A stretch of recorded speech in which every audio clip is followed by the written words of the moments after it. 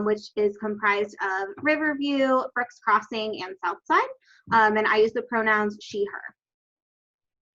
Hi, I'm Thomas Rouse. I am one of 3 associate directors for the department, and I oversee Hill Court, Jackson Court, and the apartments.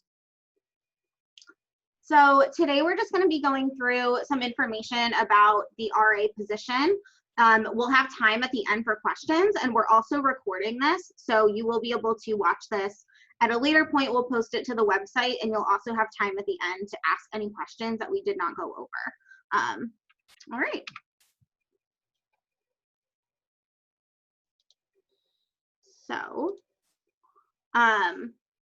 So we just did introductions. Just to get us started, I wanted to talk to you all a little bit about the different staff positions that we have that make up the Department of Residential Life and Housing.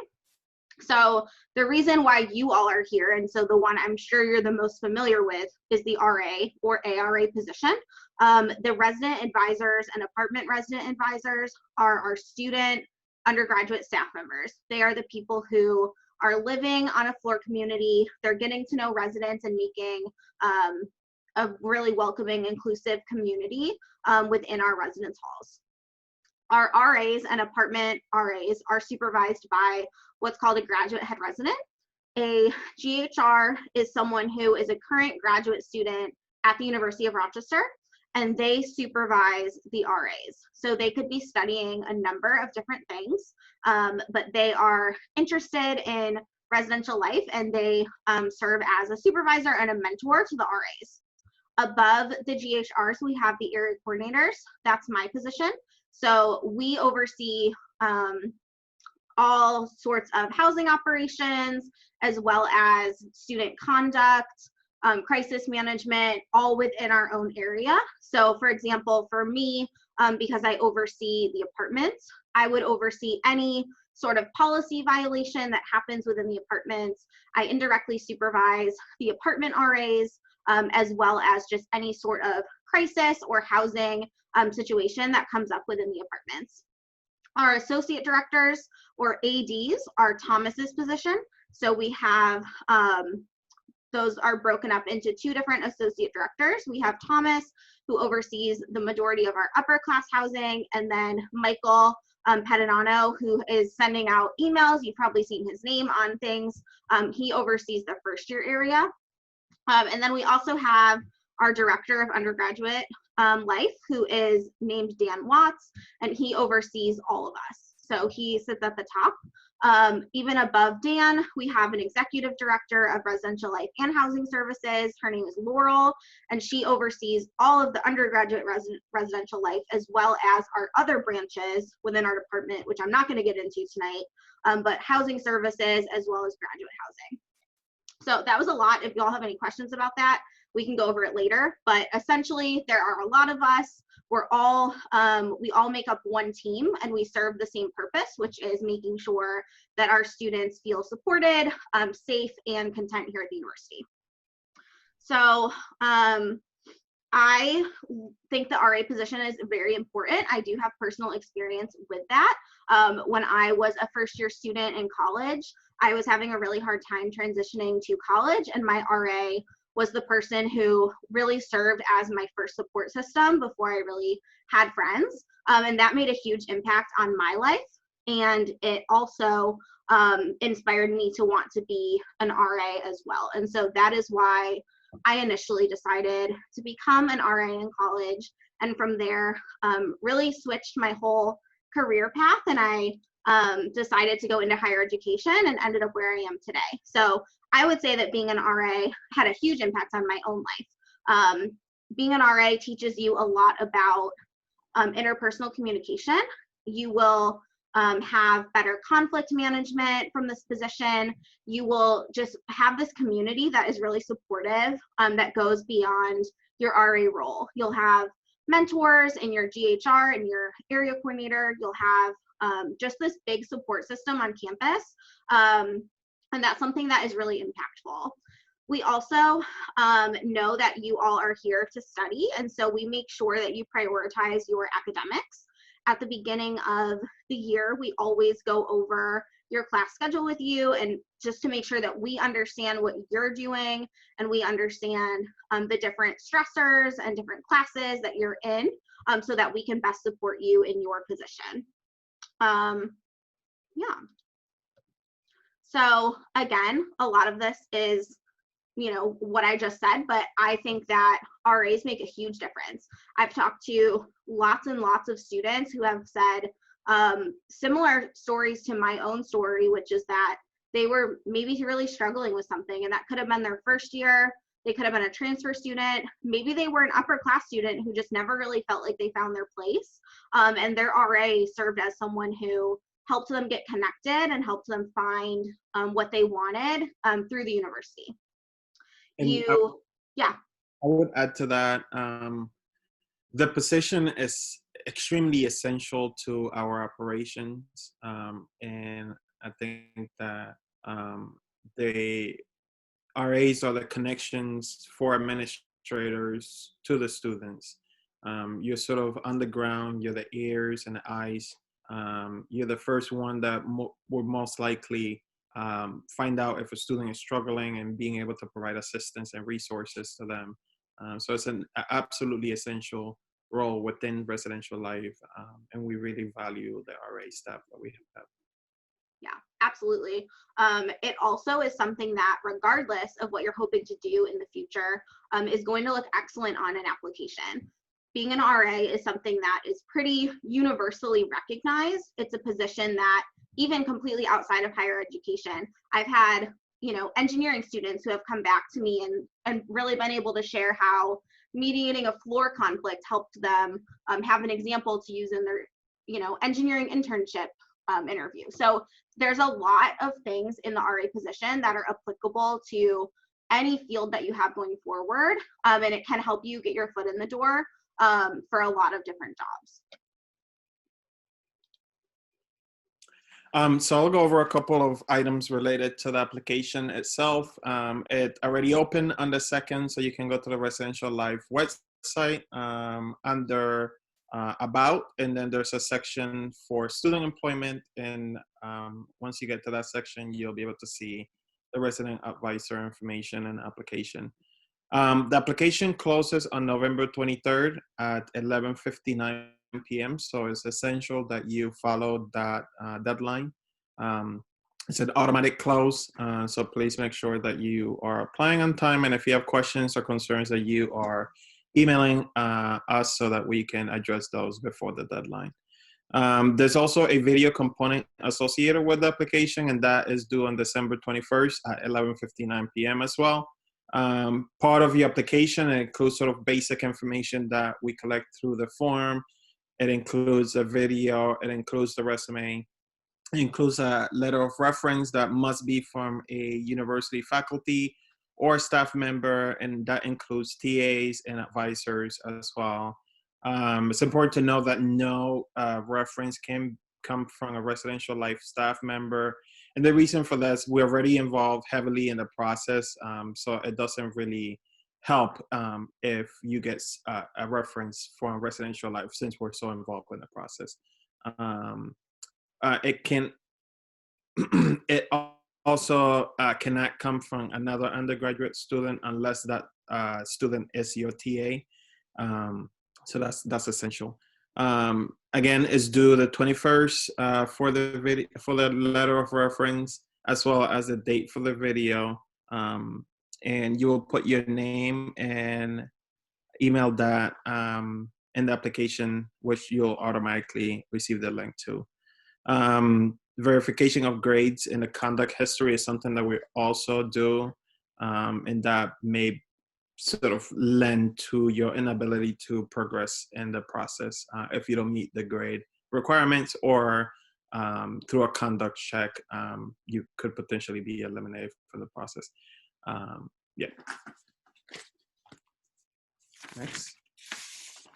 So this is an example of the receipt that you'll receive once you complete the application. You should be getting a copy of your application in a PDF format, and then you'll also receive in the email body additional information That includes the link to the reference, deadline, and additional information that might be important to you, including the email for RA selection. In terms of the interview, individual interviews will be happening all through Zoom, which is unique this year due to everything that has been happening. So that will be happening January 4th through the 8th. And it'll typically involve 2 professional staff members in housing, and the application will provide the opportunity for you to provide your availability.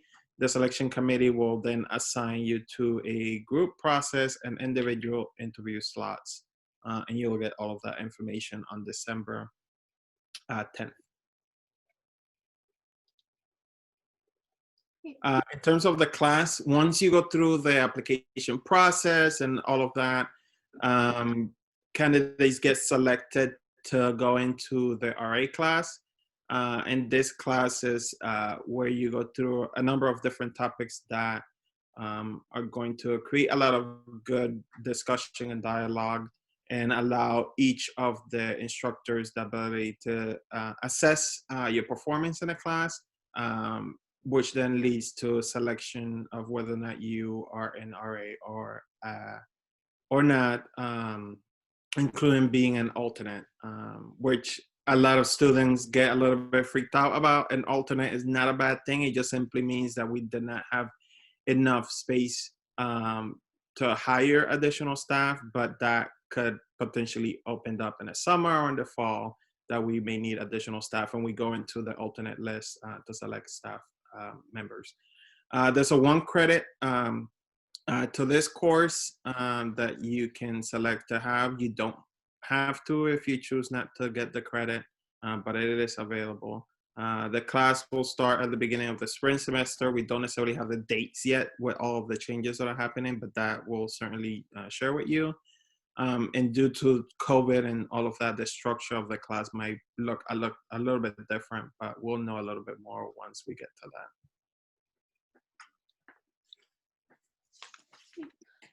So we're gonna just go a little bit over the position description. The RA position will be posted on the website soon. It's not there yet, but you will be able to go and look at it.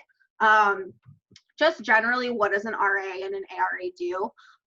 There are a lot of different things that RAs do, but some of the big things that happen in the RA position are duty. So you've probably seen RAs in your area go on duty rounds. That's something that is really important for the safety of our students. It's also a great way to get to know your residents because you'll be able to interact with people and talk to them and get to know them as you're making your rounds of the building. It's also really helpful for maintenance issues. So when you're an RA on duty, you might notice that, for example, maybe there's an exterior door to the building that's having a lock issue, and you picked up on it because you were doing your duty round and then were able to get that fixed. And that is a safety concern that we really depend on RAs for. RAs also spend a good chunk of their time doing programs. So programs are just a way for RAs to build community among their floor or building or area, depending on where you work. If you're an RA in a first-year building, or maybe you're an RA in a suite building or an apartment, this could look a little bit different, but essentially everyone has the same goal, and that is to put on programs for your residents that allow them to get to know each other, maybe provide them with some skills that they can take away, or different educational components. And that's something that you will learn a lot more about later. Yeah.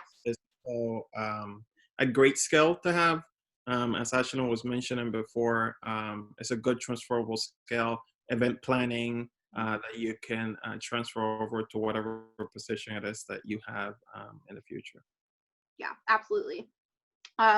Another thing that RAs do is create bulletin boards. I'm sure that you've all noticed the RA bulletin boards in your area. Sometimes they're just fun. Sometimes they could be educational. So that's something that you'll be doing, as well as just some general meetings that you'll have as a time commitment. So every single week you'll have staff meeting that will be determined by your own staff. So you will all get your schedules together at the beginning of the semester and pick a time to have staff meeting. We do, on the contract, it is 2 hours of time commitment per week. You will have bi-weekly one-on-ones. That means every other week you'll have a one-on-one meeting with your direct supervisor, who, like we talked about in the beginning, is called a GHR. And so that meeting will be a time to just go over how you're doing as an RA, how you're doing as a person, how you're doing academically. Maybe there's something that you are struggling with that your supervisor can help you out with. So those are some of the time commitments, as well as, like I mentioned, you will be on duty, and that varies by area. Some areas, depending on the size of the staff or what's going on, you could be on duty different amounts of time. So there's not like a set time commitment that you'll have regarding duty. But those are the really general things. Thomas, can you think of anything else that I missed? No, I think that's pretty good. Okay. So going into just some general requirements and expectations, there are a few things that we just have to make sure that you meet, such as being a full-time student. That is not negotiable, and you have to be a sophomore by fall 2021. You do need to have a 2.5 minimum GPA, and that is cumulative. So if you have any sort of like GPA concerns, that could be something that could come up in your application when we do grade checks. We expect that you will prioritize your academics first. We understand that's why you are here in school, but we do expect that your RA position will come second to academics. So we do expect that the RA position will be prioritized over other extracurricular activities and clubs that you are in on campus. So sometimes RAs have a hard time with time management, and so we do like to be very transparent that we do expect this position to be prioritized over your other campus involvements. You will always be the first person to arrive to campus and the last person to leave. That may mean that your breaks are a little bit shorter than you're used to. So we always have RAs return to campus early. In August, we do RA training, we open the buildings, we do orientation. So we have a lot of things that you all help with before the semester even starts. And then you're the last person to leave. So after everyone else checks out of their room, we go through and do room checks and close the building. So we utilize you all as RAs after students leave and before they get here. And then there are also just some general limitations to your time away from campus. And that really is just because we expect that you are living on campus and available for your residents. You know, so if you are, you know, there are just some limitations. We want to make sure that you're not living somewhere else or you're not spending too much time somewhere else. And then just generally, we expect that you all will abide by and enforce all university policy. Obviously, since you are responsible for enforcing policy, we expect that you are also following policy and serving as a role model for your students. You must be enrolled in classes and maintain satisfactory progress. Like I mentioned, there is a GPA requirement. So if you are on any sort of, if your GPA dips below that point, there could be different things that happen. You do have a limit of 10 hours per week of outside work and activities. That's something that you will just talk to your supervisor about. So it's not, you know, meant to scare you, but we do want you to think about how many things you're involved in and if you really have time for the RA position. You must fulfill all programming requirements and general responsibilities of the position. And then you must maintain a clean conduct record. So there could be more in this. This is just meant to be a general overview. We also are just mindful right now that the RA position looks different because of COVID, and we don't know how long this pandemic is going to last for. So there is a potential that the RA position will continue to look a little bit different next fall, but we just really have no way of knowing that right now.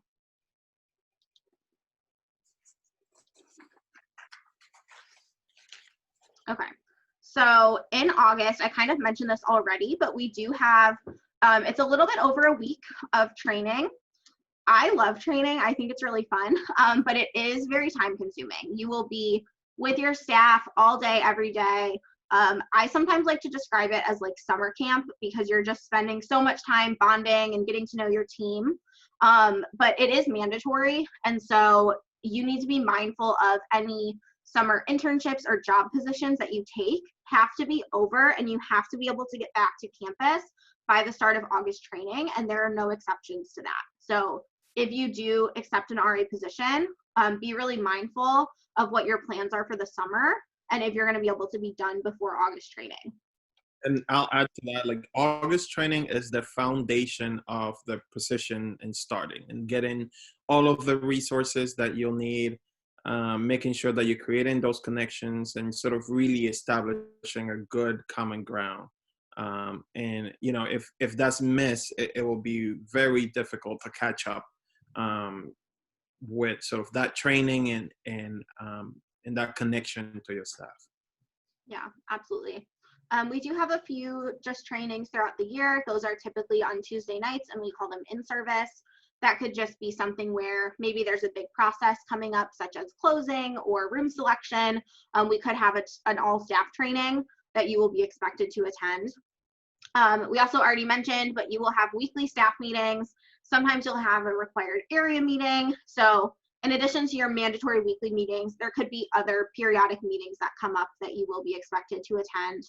We also have mid-year training in January. This is not nearly as long as August training. It's typically only a couple days, but you will, like I mentioned, be the first ones back on campus in January. And so typically, you know, for the couple days when you all get back, we do have more training. So compensation and benefits, you will get a room stipend credited to your term bill. So whatever style housing that you're living in will determine the stipend. You will have housing and meals provided for training before meal plans become active. So when we ask you to return to campus earlier than everyone else, we cover your food and housing for that time. That's not something that's expected for you to cover. You do get an additional $50 per semester after 1 year of service. So if you come back as a second year RA or a third year RA, you will get an additional piece of compensation. You also will live in a single room. This could be a single room inside of an apartment or suite. So you won't be alone in an apartment, but you would be, you would have your own room. So regardless of which area you're in, you will not have a roommate. If you do live in an apartment or suite, you will have some ability to choose who lives in there with you, depending on the area. Some spaces have kitchens. This really, it just depends on where you're placed. During the RA class, one of the assignments is for you to really think about where you think you would be the best RA and where your strengths would fit the best. And so we go through that all for placement. So there's a chance you could end up in somewhere that has a kitchen, or you potentially won't. You should make sure that you check with your financial aid counselor in the financial aid office about your financial aid package before you accept the position.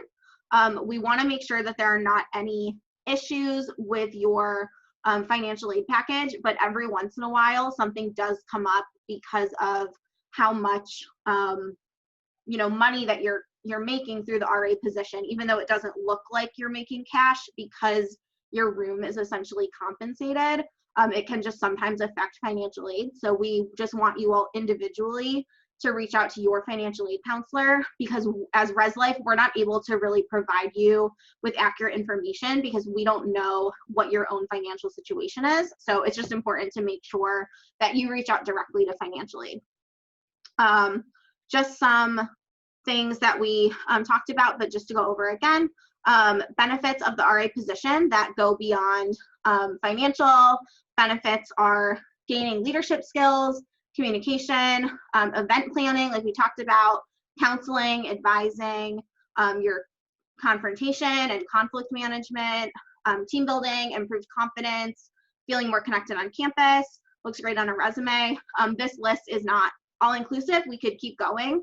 There are so many benefits of the RA position, but all of this together makes a really great opportunity. And one of the last things that we wanted to sort of add to this is the resume lab for the RA position. So you'll have the opportunity to engage with the Career Center where you can get assistance in sort of reviewing your resume and giving you a couple of points. And for a couple of years, we've worked with the Career Center to sort of match the RA position in a way that they can assist you with your resume. So the next session that they have is Wednesday, November 11th from 6 to 7 p.m. And they also have drop-in sessions where you can have a 15-minute sort of meeting to be able to get assistance with your resume. And I highly recommend that you do that just so that they can look through your resume. It's a great opportunity to do it in general for any positions that you might be applying for now or in the future. It's always good to know, especially the resumes change depending on the field that you're in. So it's important to get that feedback so that you can present your best self.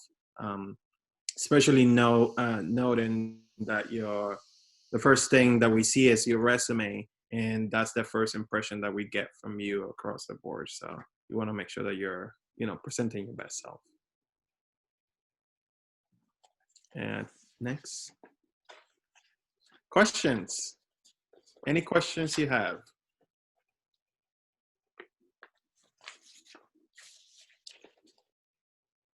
If anyone has a question that they don't want to ask, you can put it in the chat and I can check that.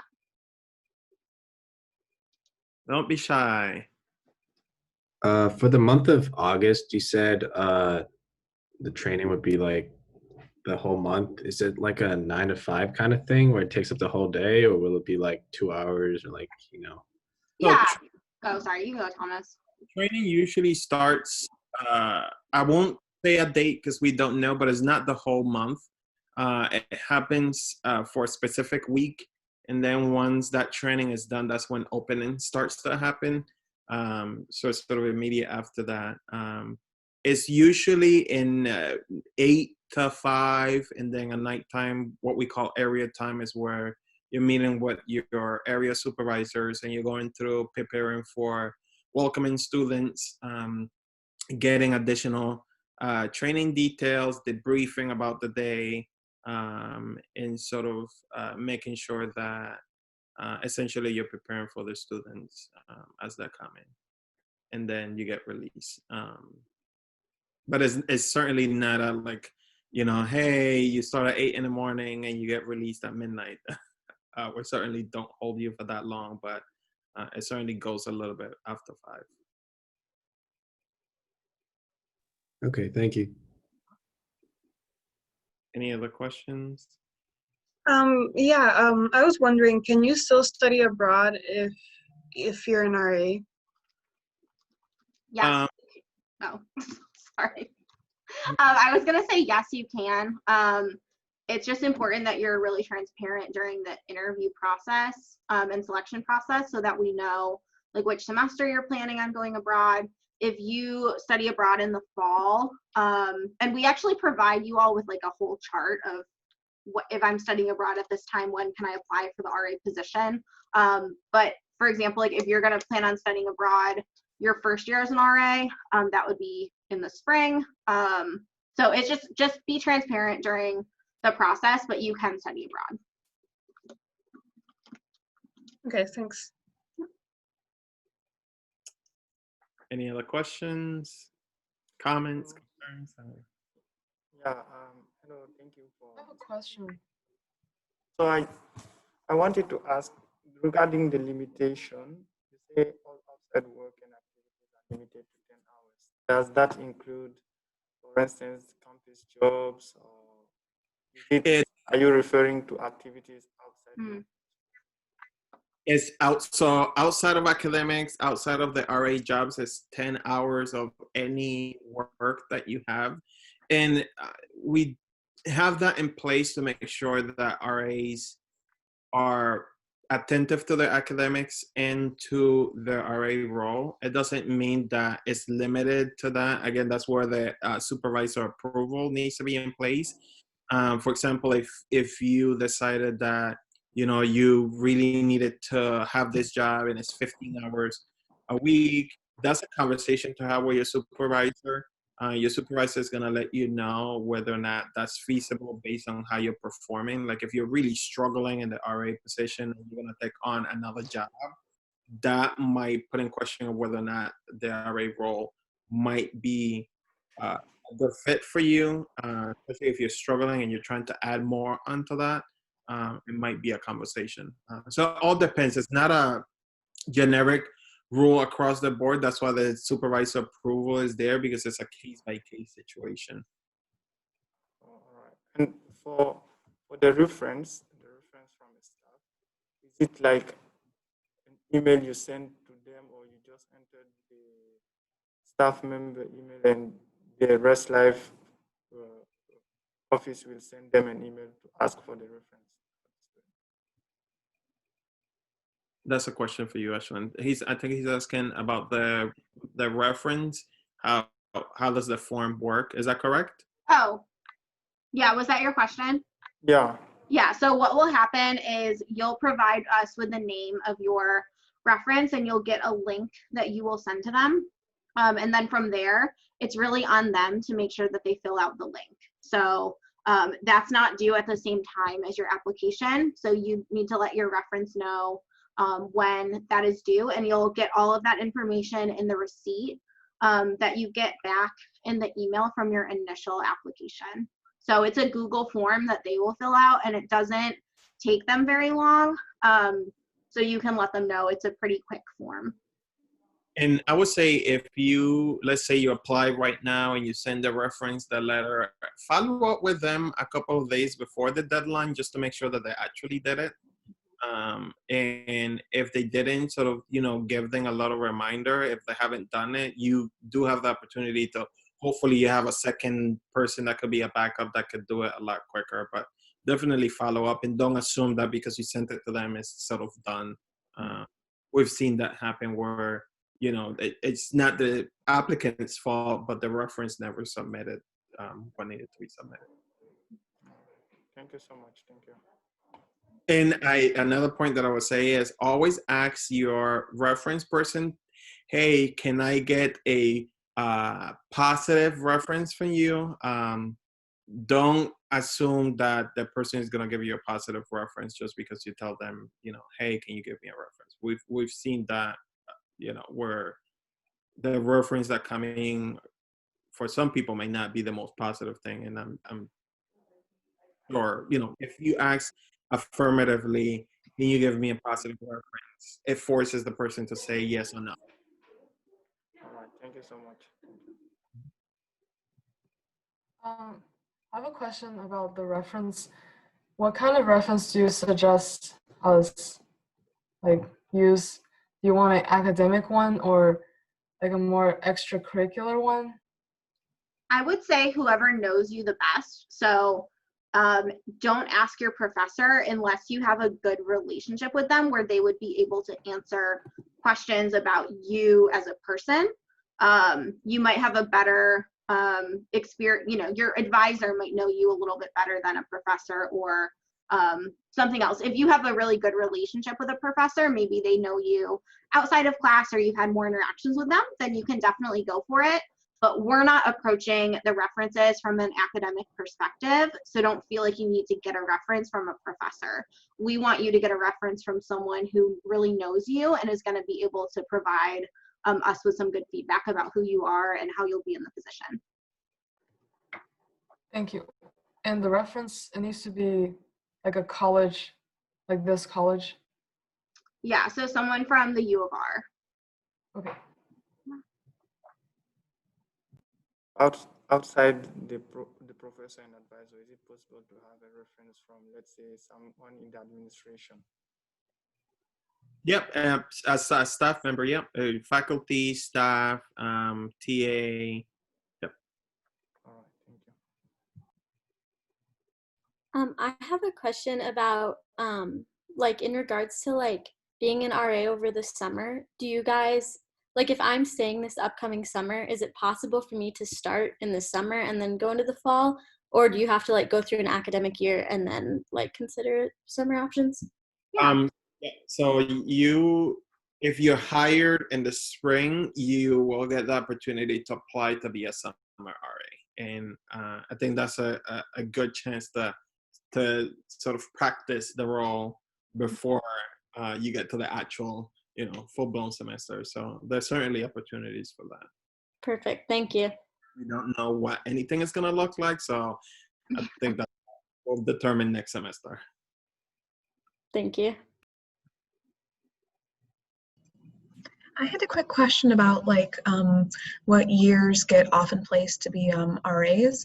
So right now I'm a freshman, and I was looking to do this my sophomore year. Like about how many rising sophomores get the opportunity to be an RA? Can you give me like an estimate maybe? Yeah, it really depends on the year, but I would say a lot of our RAs are sophomores. I don't know if Thomas knows an exact number, but a lot. We have a really big chunk of our pool are first year students applying.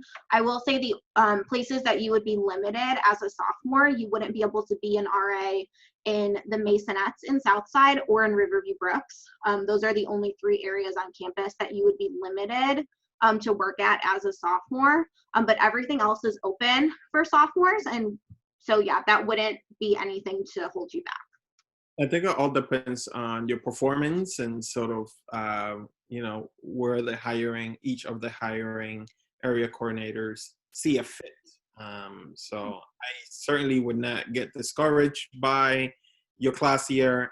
Sort of put your best foot forward and see what happens. Great, thank you so much. Yeah, I had a question. I think you just mentioned that. So if we do get accepted, like you're asked like where you want to be an RA at. Like, is there like you do top 3 or something? Yeah. Oh, sorry. Okay. So part of the RA class is actually talking about placement, and we do a couple things to help you get to know. Or in the past, we have done a couple things. I don't know what's going to happen this year with COVID, but usually we'll have you go shadow an RA in an area that's really different than the one that you live in. We try to get you exposed to a lot of different communities on campus so that you can determine where you think you would be the best fit. And we do a placement preference essay that you'll write, and you'll do some rankings. So you do have a say in terms of your preferences.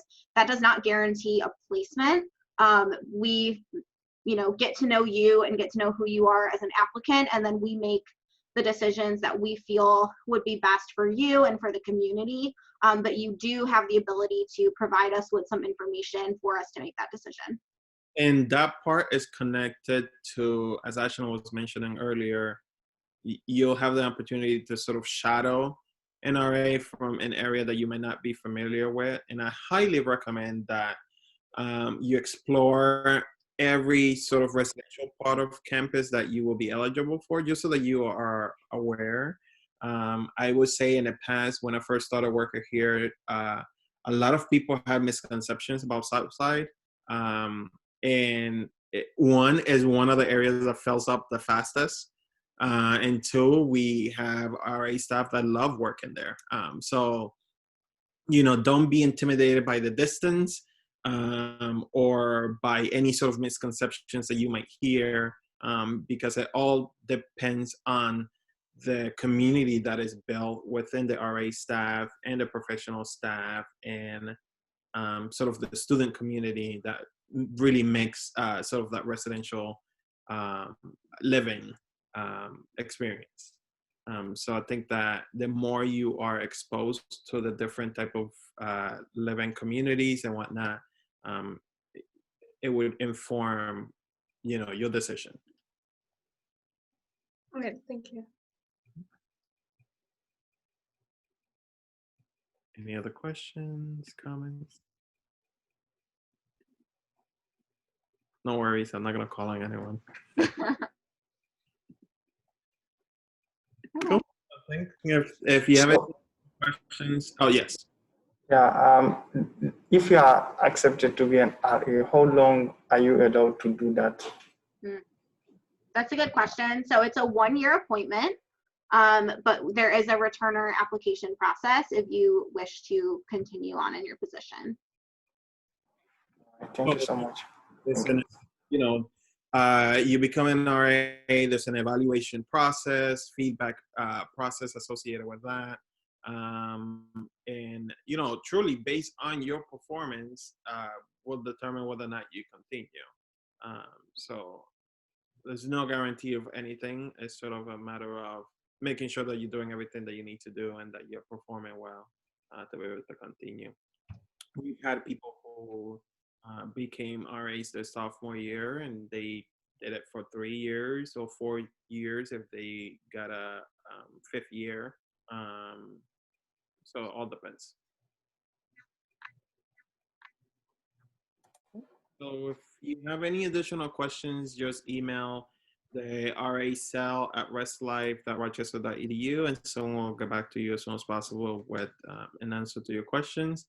And if you have any additional comments or whatnot, that's the place to do it. So cool.